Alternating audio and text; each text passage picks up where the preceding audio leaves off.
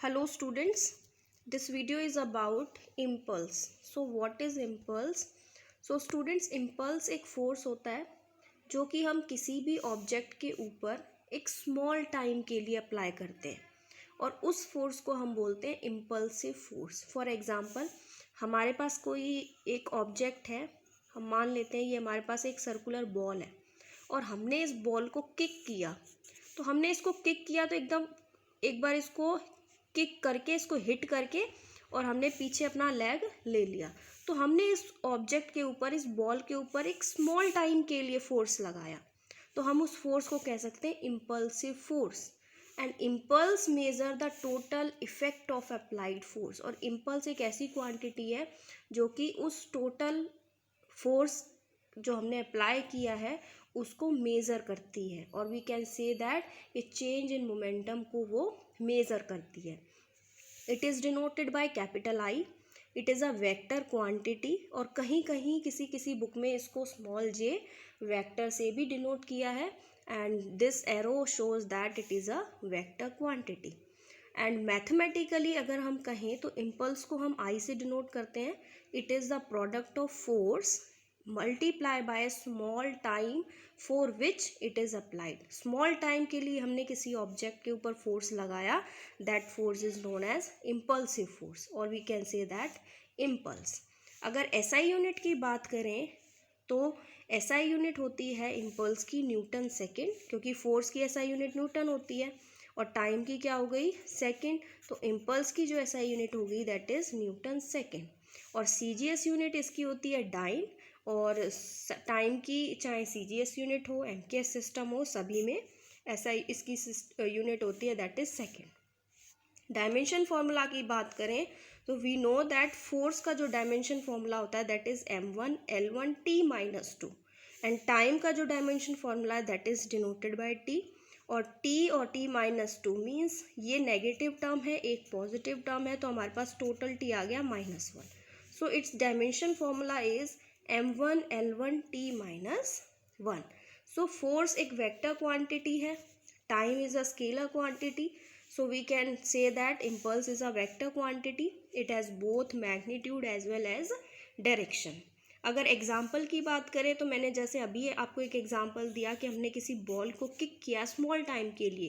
तो hitting of a ball by bat या by leg is an example of impulsive force. या kicking of football by player is another example of impulsive force. अगर हम impulse और momentum दोनों का relation अगर हमें चाहिए, which is called impulse momentum theorem. We know that momentum को हम पी से डिनोट करते हैं और which is the product of mass into velocity. It is also a vector quantity, क्योंकि मास एक स्केलर क्वांटिटी है एंड वेलोसिटी एक वेक्टर क्वांटिटी. और मैंने अभी बताया कि इम्पल्स मेज़र करता है चेंज इन मोमेंटम को. So according to that definition हम लिख सकते हैं इम्पल्स, जिसको आई से डिनोट करते हैं, is equals to change in momentum. Change means final momentum minus initial momentum. ये जो नेगेटिव साइन है, ये जो डिफरेंस है, दिस इंडिकेट्स द चेंज कि जो पहले कितना मोमेंटम था और बाद में कितना मोमेंटम हुआ.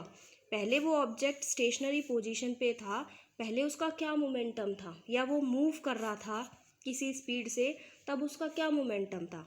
और जब हमने उसको किक किया और फोर्स अप्लाई किया थोड़े टाइम के लिए, तब उसके मोमेंटम में क्या चेंज आया, that is final momentum. So final momentum minus initial momentum called change in momentum is equals to impulse. So this is a relation between impulse and momentum. अगर इस रिलेशन को हमें डेराइव करना है according to impulse momentum theorem, so we have Newton's second law of motion, that is F is equals to dp by dt. and we know that p is equals to mass into velocity. जब हम इस equation को cross multiply करेंगे then we have dp is equals to f dt. देन इस d को हटाने के लिए हम ऑलवेज इंटीग्रेट करते हैं, क्योंकि हमें जो मोमेंटम और इम्पल्स थ्योरम के अंदर जो हमें रिजल्ट चाहिए वो इस फॉर्म में चाहिए, not for small change, complete impulse, total impulse चाहिए हमें. तो इस डी को हटाने के लिए हम क्या करेंगे, इंटीग्रेट. सो इंटीग्रेशन की जो लिमिट्स होंगी मोमेंटम के लिए, that is P1 to P2, that is initial momentum to final momentum, और टाइम के लिए जो लिमिट होगी, limit of integration, that is T1 to T2. So these are the limit T1 to T2 and P1 to P2 are the limits for momentum. So for integrating, we can write this equation as, this is the symbol of integration, dp, limit हो गई P1 to P2 is equals to F dt T1 to T2. Force for dt is a constant, इसीलिए हम इसको क्या बाहर लिख लेंगे और हम इस इक्वेशन को लिखेंगे P1 to P2 dp is equals to F T1 to T2 dt, और इसका जो इंटीग्रेशन होगा that is P between the limits P1 to P2 is equals to F T between the limits T1 to T2. और जब हम इस equation को open करते हैं तो upper limit minus lower limit, that is P2 minus P1 is equals to F T2 minus T1, and we know that this is P2 minus P1, that is change in momentum, and force, and इसमें भी difference है, it means this is change in time. और इस quantity को हम कैसे लिख सकते हैं, P2 minus P1 is equals to F multiply by delta T, delta means change in time, और F minus multiply by delta T means force multiply by time, for small time के लिए जो हमने फोर्स लगाया which is equals to impulse. So impulse is equals to P2 minus P1, जो कि impulse momentum theorem है. So after getting this equation I is equals to P2 minus में P1, this equation represent the impulse momentum theorem. Thus impulse is change in momentum. अगर हम graph की बात करें between force and time, so this type of graph we have, and the area under the graph gives impulse, that is F into T is equals to impulse, gives impulse of the given force. अगर application की बात करें हम impulse की, so while catching ball, जब कोई player ball को catch करता है तो प्लेयर के जो हाथ होते हैं, हैंड्स होते हैं, वो थोड़ा नीचे की साइड, डाउनवर्ड साइड मूव करने लग जाते हैं बिकॉज ऑफ इम्पल्सिव फोर्स की वजह से.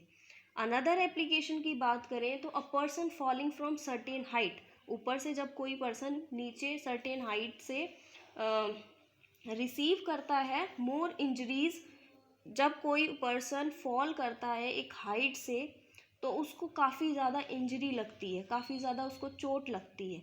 When he fall on the cemented floor, कब, जब वो एक सीमेंटेड फ्लोर पे ऊपर से कूदेगा. Then when the fall on a heap of sand, लेकिन अगर वही पर्सन अगर किसी मिट्टी के हीप के ऊपर फॉल करे तो उस केस में उसको चोट कम लगती है,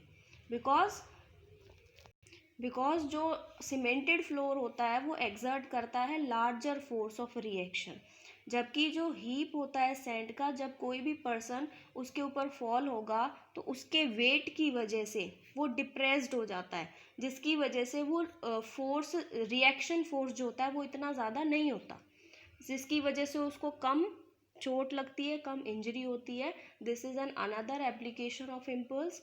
और automobiles are also provided with soakers.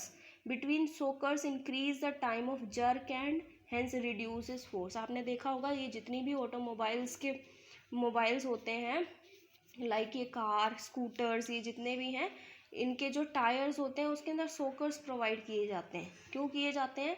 ताकि वो फोर्स को रिड्यूस कर सके, एक इम्पल्सिव फोर्स को रिड्यूस कर सके. So these are the applications of impulse. And impulse is a force जो कि हम स्मॉल टाइम इंटरवल के लिए किसी ऑब्जेक्ट के ऊपर अप्लाई करते हैं, and it is denoted by capital I, and we can say that it is a product of force and change in time. So this is all about impulse and impulsive force.